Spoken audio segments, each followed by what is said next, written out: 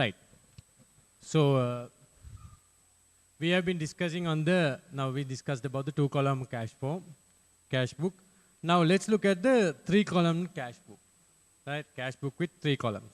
So this 3-column cash books again is not commonly being practiced, but for the theoretical purpose we will look at it as to what it is. So 3-column cash book, this is prepared by adding the discount received and discount allowed columns to the double column cash book, right? Discount allowed and discount received. So what do you mean by discount allowed and discount received? Now we all know that whenever we are doing a business, right?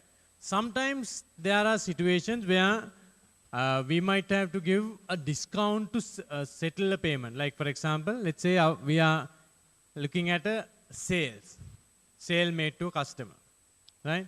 So we are looking at a sale made to a customer, whereas the customer is settling us the money. Let's say the balance is 1,000 rupees. But we are requesting him not to pay the 1,000 rupees, but give us only 900 rupees. Or in fact, we will be telling him, if you pay within 25 days or if you pay within 15 days, we will give you a discount. That is something that we do in case of where we need some cash in urgent situation. So we will be providing discounts to the customers. So what they would do is, it is beneficial for them. Rather than paying the total amount, if they can get a discount, it is beneficial for them. So they would do is, they will deduct the discount and only the balance amount is paid to us. So that is what we consider as discounts allowed. Discount allowed means giving a discount to someone who is a customer of us. Discount received means the other way around. Discount received means in case when we are purchasing some goods from some outsider or third party, our supplier is giving us a discount. That is, supplier is telling us you don't need to pay the entire amount, you deduct 5% as your discount and pay the balance amount. That is something we consider as the discount received. So discount received and discount allowed can also be part of the cash book as mentioned in the 3-column cash book. But again, as I mentioned, this is not commonly being practiced, but for the knowledge purpose, you can have a look at it. So there are 2 types of discounts, but the accounting for discounts is important. We need to know, we need to understand as to what are the accounting treatments for discounts. How do we consider it? Now let's say discount received. We are looking at the discount received. Let's look at this example. We have purchased goods worth of 1,000 rupees from XYZ PLC. Right? This XYZ PLC is saying, you don't need to pay this entire 1,000 rupees. Instead, you pay us only 900 rupees. 900 rupees. So is it a benefit to us or not? It is a benefit. Because ideally, we are supposed to pay 1,000 rupees. But without paying 1,000, we are paying 900. So 1,000 minus 900 is a benefit to us, which is 100 rupees. So this 100 is something that we are considering. It is the discount received to us. Received to us. And that discount received, we will be considering as a what? Income for our accounting purposes. Discount received is an income for our accounting purpose because it's a benefit that we earn. At the same time, we have the other way, that is we give discounts to our customers. We give discounts to our customers. So those things we consider as the discounts allowed.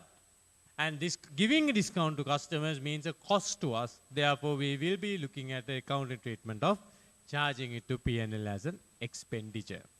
So keep in mind, discount received is an income to us, whereas discount given is a cost to us. That is why you can see in the cash book, as you know, income is recorded on the credit side, whereas expense is recorded on the debit side. If it's an income, it's a credit. If it's an expense, it's a debit. That's why in the cash book also, discount received is on the credit side, whereas discount allowed or the discounts given by the company is on the debit side. So that's why this debit side, credit side, discount allowed and discount given is there. But next thing is, all these discounts are divided into two categories. Whether discount given or discount allowed, all these are discount allowed or discount received, both are divided into two categories. One is trade discounts and the other one is cash discounts. First we'll see what is meant by a trade discount. Trade discount. This is a discount deducted from the list price of the goods. Normally, trade discount is deducted and shown in the invoice. Only the amount after deducting the trade discount is considered as for accounting. Underline the words, amount after deducting the trade discount is considered for accounting. Amount after deducting the trade discount is considered for accounting. This trade discount is given to encourage the buyers to buy more goods.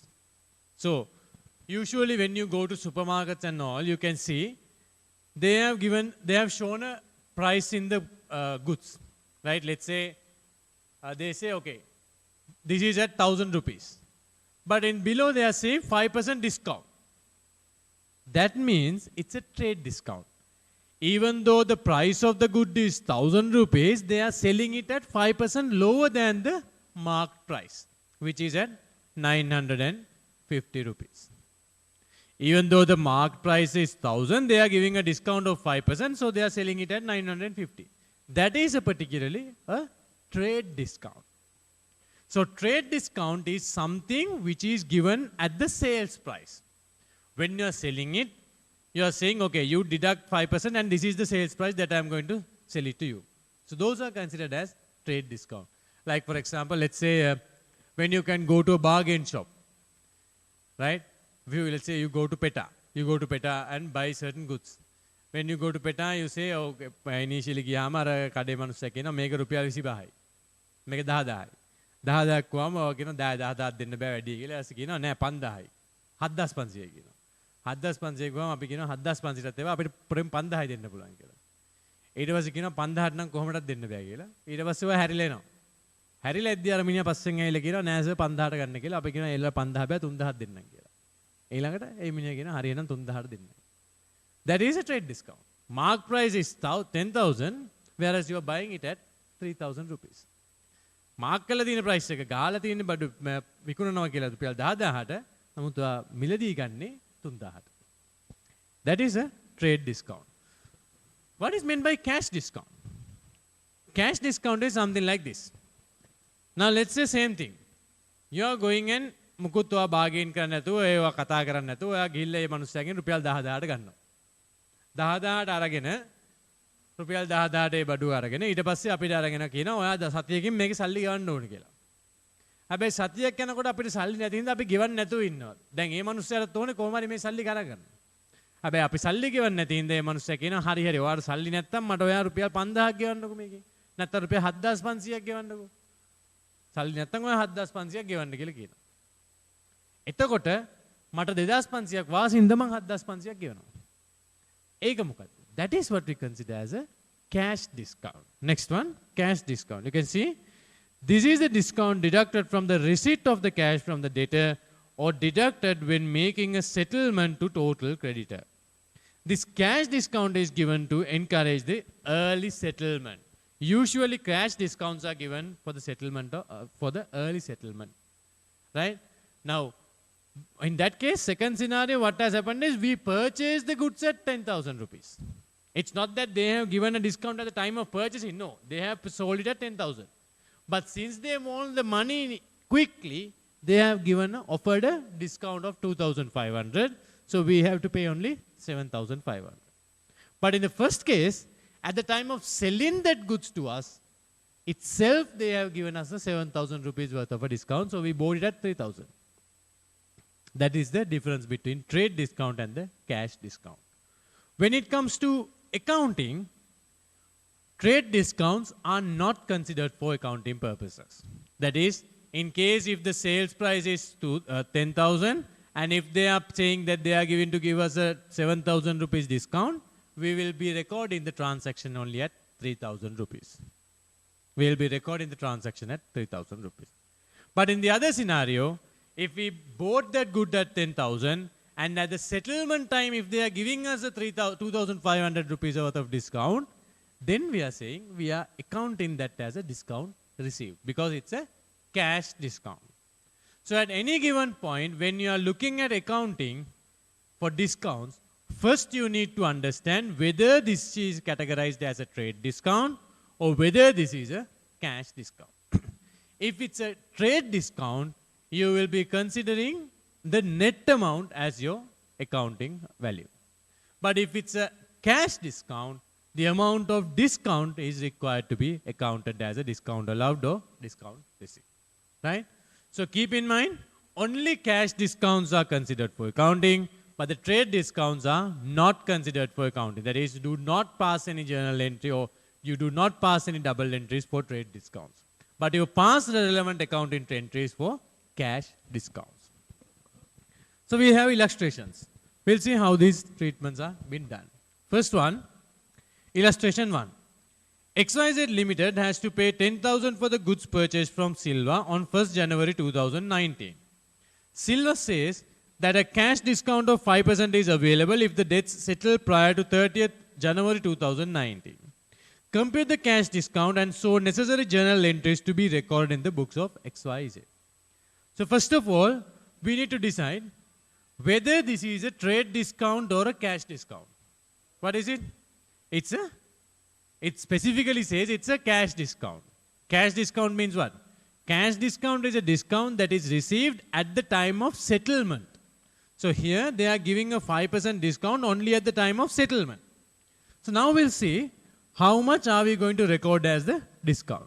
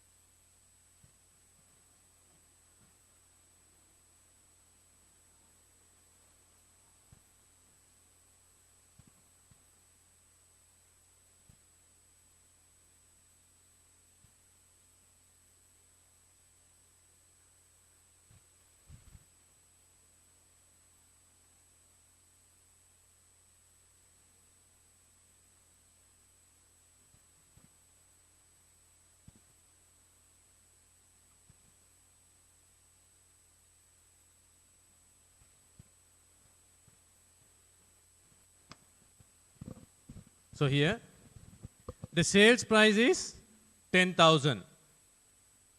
Sales price is 10,000. So we are required to pay sales price 10,000 and they are going to offer a discount of 5%. So 5% discount out of 10,000 is 500 rupees. So we deduct and the balance amount that we are required to pay is 9,500. Balance amount to be paid 9,500. Now we know that this is a cash discount. So if it's a cash discount, are we supposed to account for it? Yes, we are required to account for it. Now we'll see how the accounting treatment has to happen. First we have XYZ Limited has to pay 10,000 for the goods purchased from Silva. So we'll look at the trade creditors account. So trade creditors account, so I'm drawing up a T account. We call it as a T account. Right, this is a T account. Ledger account, debit, credit, both sides are available. For each purposes, for the accounting purposes, we call it as a T account. So it is trade creditors account. So initially when we purchase the goods, what is the double entry? So purchase of goods worth of 10,000 on credit terms, on credit basis. What is the double entry for that? What should have been double entry?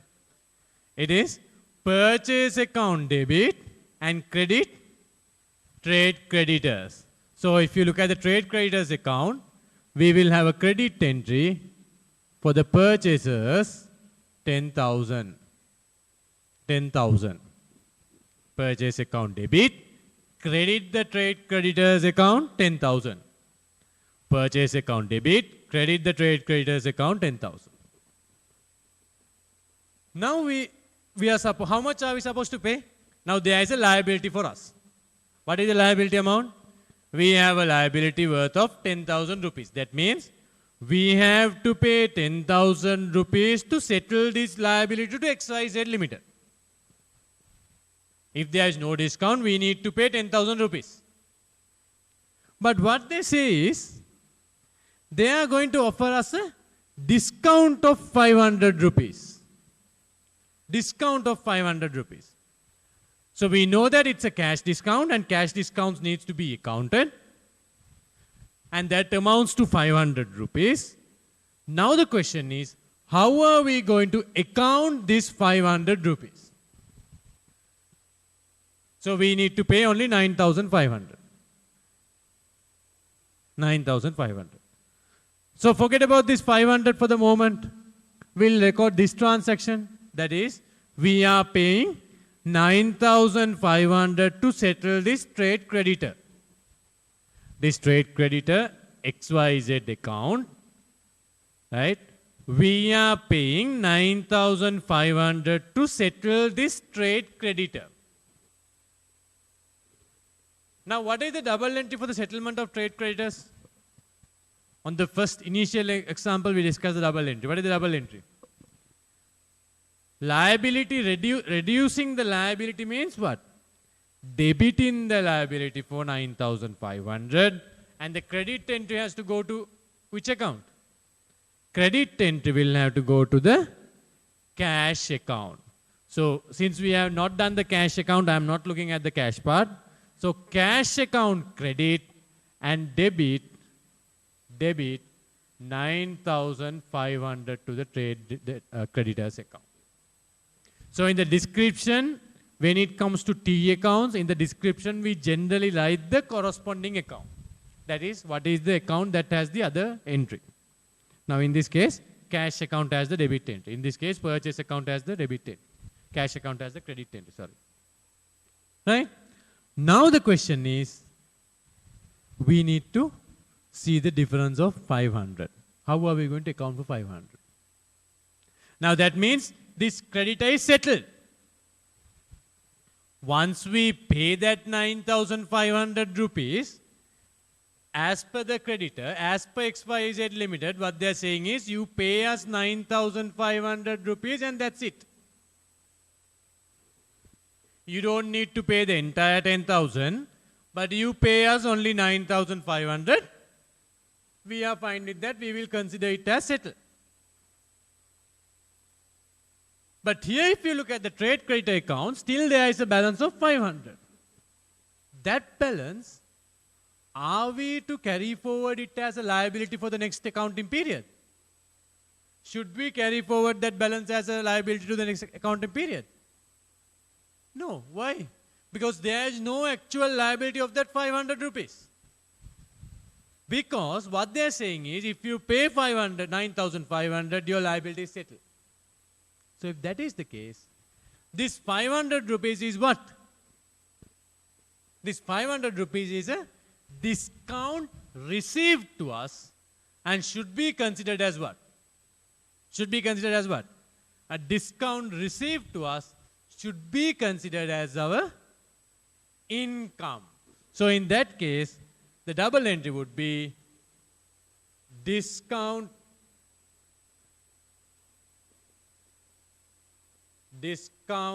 received account credit, because it's an income. If it's an income, the account has to be credited. Discount received credit, the trade creditor account debit 500. Trade creditor account debit 500. This is an income account. So, since we are supposed to pay 10,000, but we are required to pay only 9,500, we are getting a gain of 500 rupees. We will have a gain of 500 rupees. So, what they have asked us to put is the double entries. So, the double entry will be trade creditors debit 9,500, cash credit 9,500. So generally when you write a journal entry, you need to write the narration within the bracket. That is why. So we are saying being settlement of the trade creditor balance. Being settlement of the trade creditor balance. So this is the accounting entry number 1. Then the second accounting entry is related to discount. So what is the double entry? Trade creditor account debit, credit the discount received account. So trade creditor account debit 500, discount received account credit 500. So here what we are saying is being recording the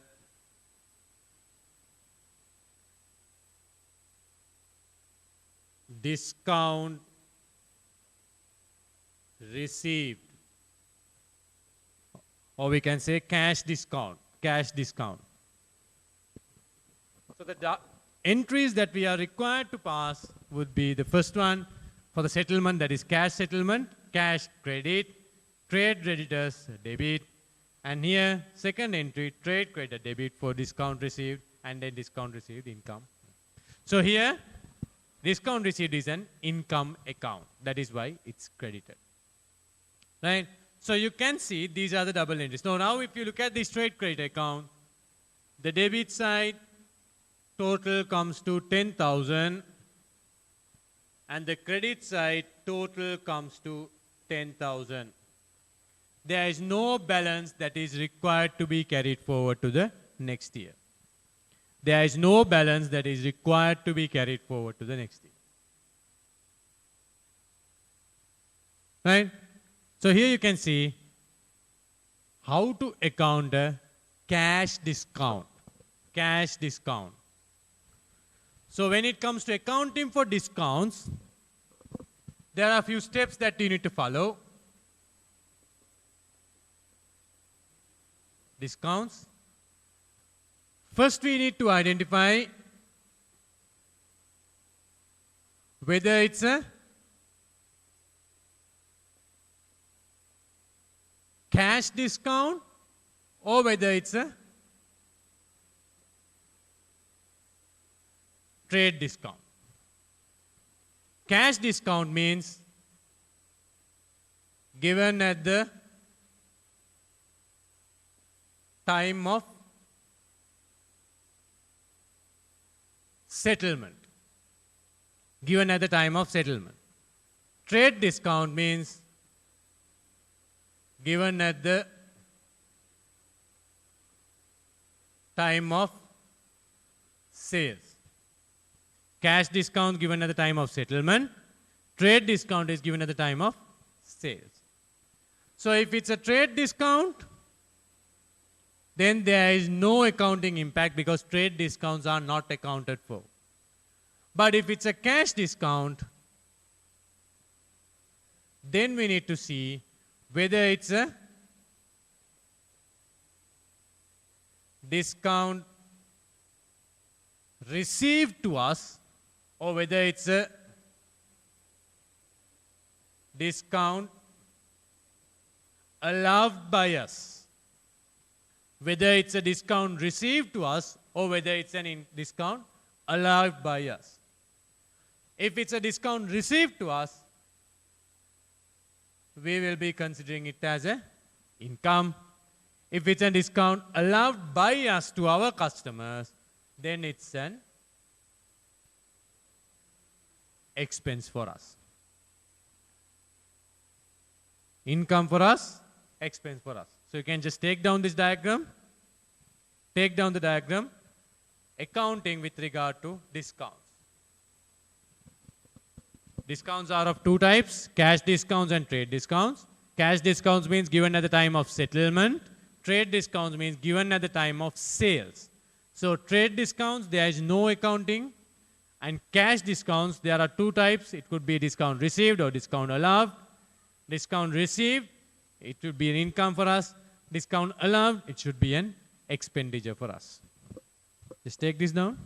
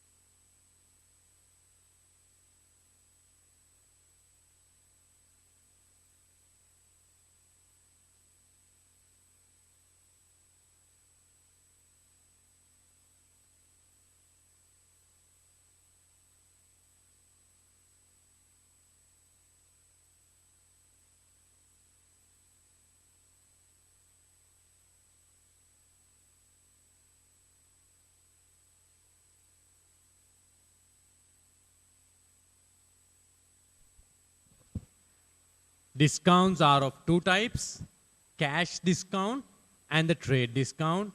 Cash discount is given at the time of settlement.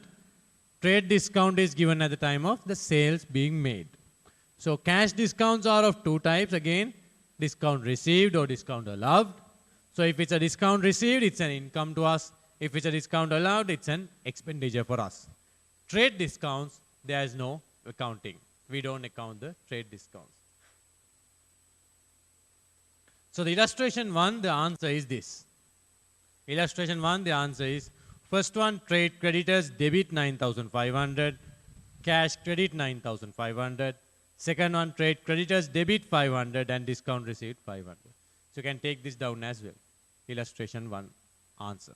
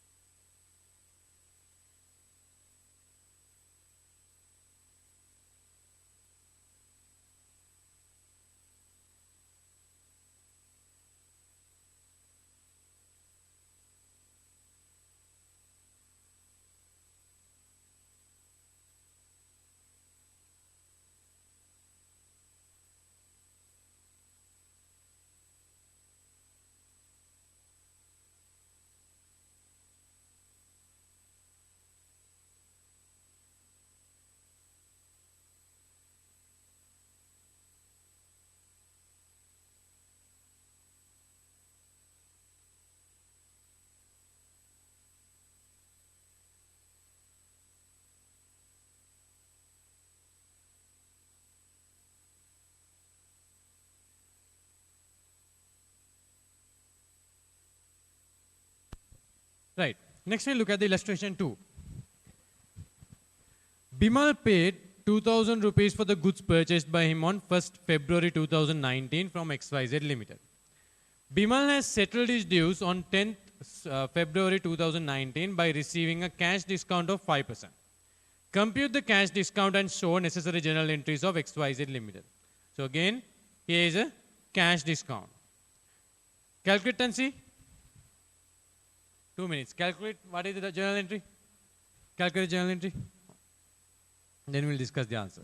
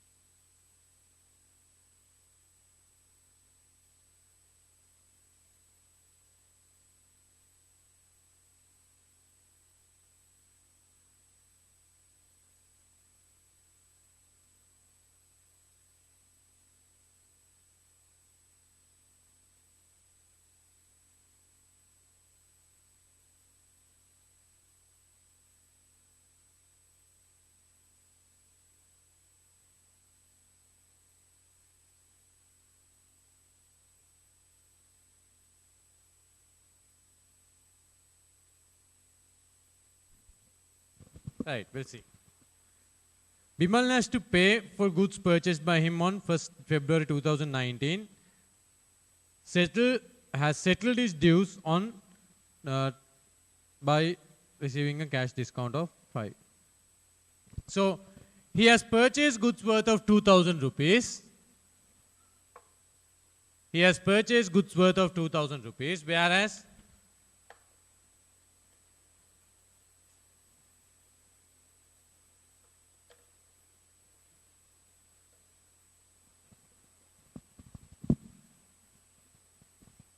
he has purchased goods worth of 2000 rupees, but for it he is going to get a discount of 5% at the time of settlement. So 5% of 2000 rupees would be 100 rupees. So he has to settle 1900 rupees at the time of settling the balance. So XYZ Limited, so when we will prepare the T account of Bimal's business.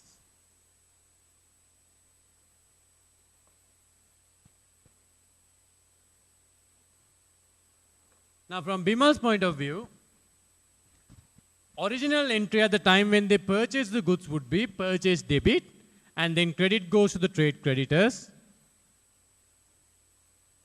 for a value of 2000 rupees. But the settlement amount as per the XYZ Limited, what they said is, Bimal has to pay only 1900 rupees to settle his dues. So cash credit, debit the trade payables to 1900 rupees. And the difference of 100 rupees is what? Should Bimal be accounting this 100 rupees as an income or expense? Bimal is required to account this 100 rupees as an income. Why? Because it's a discount received to him. Discount received. He has got a discount from his supplier. Supplier has given him a discount, so it's a discount received. So discount received to Bimal amounting to 100. So you can see the account related to trade payable is balancing at 2000 rupees. Now we'll see the journal entries. First entry would be the settlement or the cash settlement. That is trade payables account for XYZ debit 1900 and then cash credit 1900. Second part of the entry, that is being recording the cash payment in settlement. That's the first entry. Second entry would be debit the trade payable account, debit the trade payable account related to XYZ, that is debit 100 and discount received income credit 100. So narration would be being accounting for the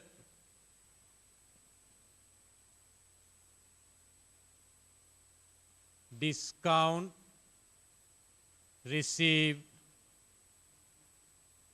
or you can say being counting for the cash discount. So here you can see once those entries are passed, the accounts are telling therefore nothing required to be carried forward to the next year.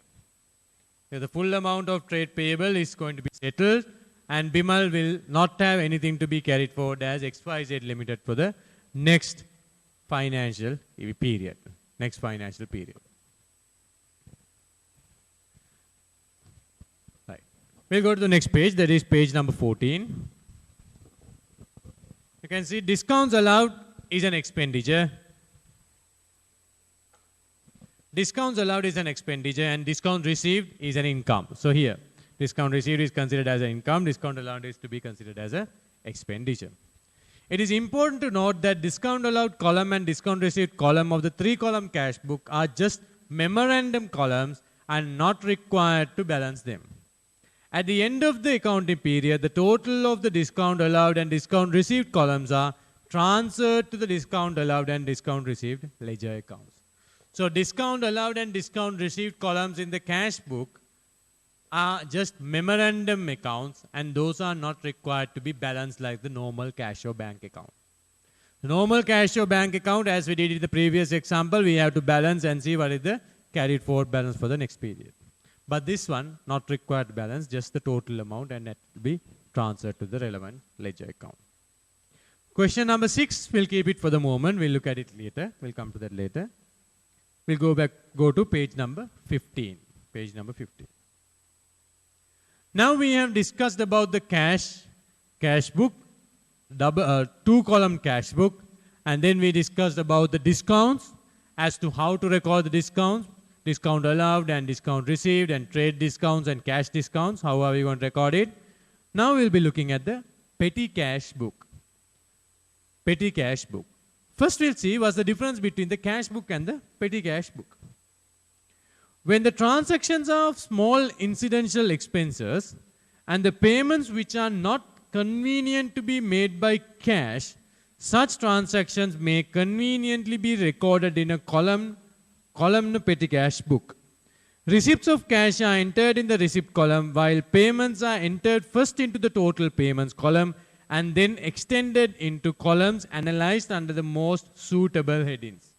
The headings may be based on either the items of expenditure or on the basis of the departments in an organization.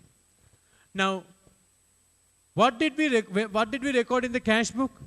Now, in the previous example, when we look at the double columnar cash book, we looked at the cash, or what are the expenses, what are the receipts that are made to the cash in hand, as well as what are the receipts and what are the expenses made through the bank balance.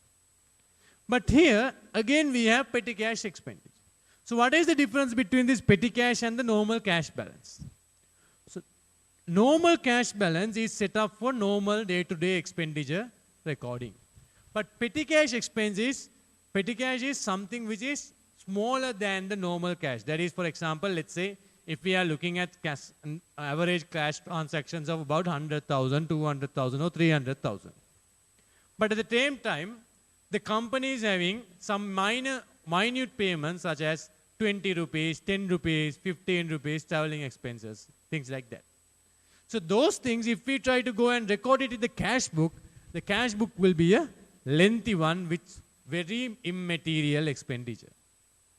Therefore, the companies that do cash transactions as such, companies that have smaller cash transactions as such, they have a separate system called a petty cash system. Petty cash system is not, it is a part of the cash book, but it is not used to make large payments that are being recorded in the cash book. Instead, the small payments which are in minute nature but paid in cash are being recorded in the petty cash book. Now, not like in the case of cash, petty cash goes as an imprest system. We call it as an imprest system. Imprest system. What do you mean by imprest system? Imprest system is like a budget, or we'll say a maximum limit is set for the petty cash expenses. Let's say, for example, one company might say that their petty cash imprest is 20,000 rupees. So if the petty cash imprest is 20,000 rupees, that means whatever the small payments that they do, right, the small payments that they do out of petty cash, they can go up to a maximum of 20,000 rupees. That is, they might have about 100 payments, 200 payments, they will go up to a maximum of 20,000.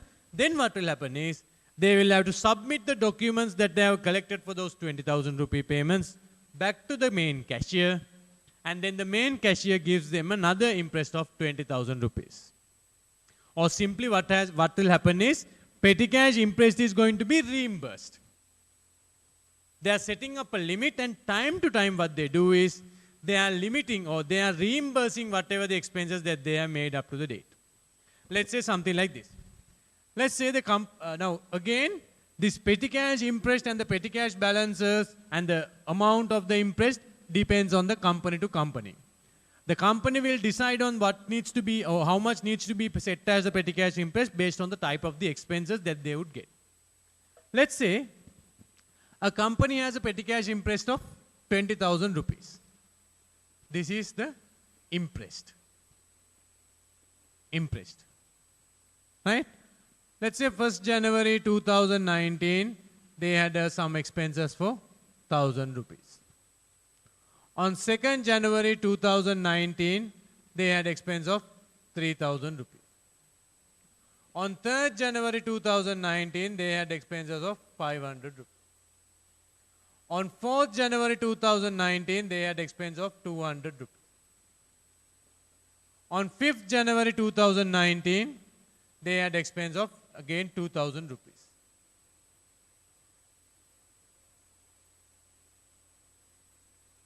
Right? Again 6th January 2019, they had petty cash expense of only 100 rupees. On 7th January 2019, they didn't have any petty cash expenses. Something like that. Now if we take the total here, 4,000, 6,000,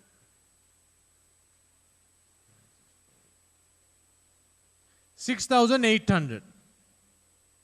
The total expenditure that they have made through petty cash for the period of from 1st to 7th, for the first week of January, is 6,800 rupees.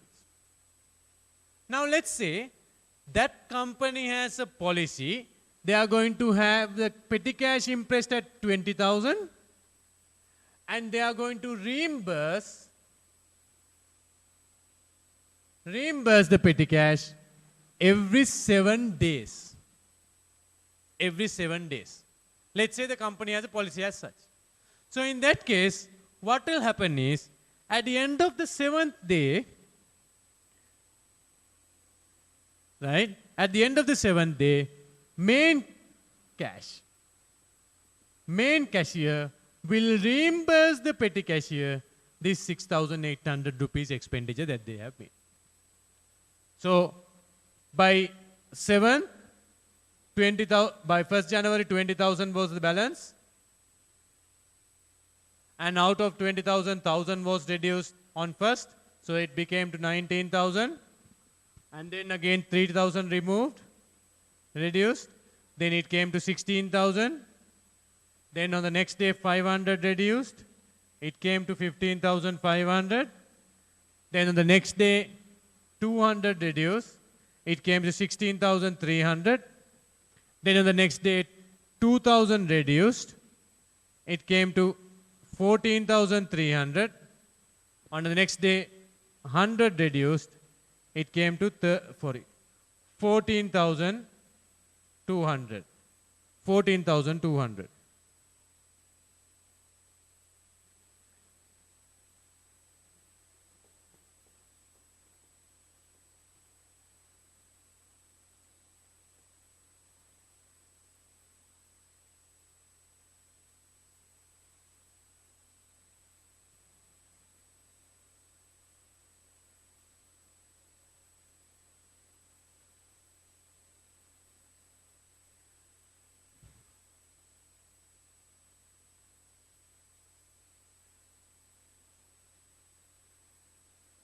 Something is wrong in my totals. Let's see.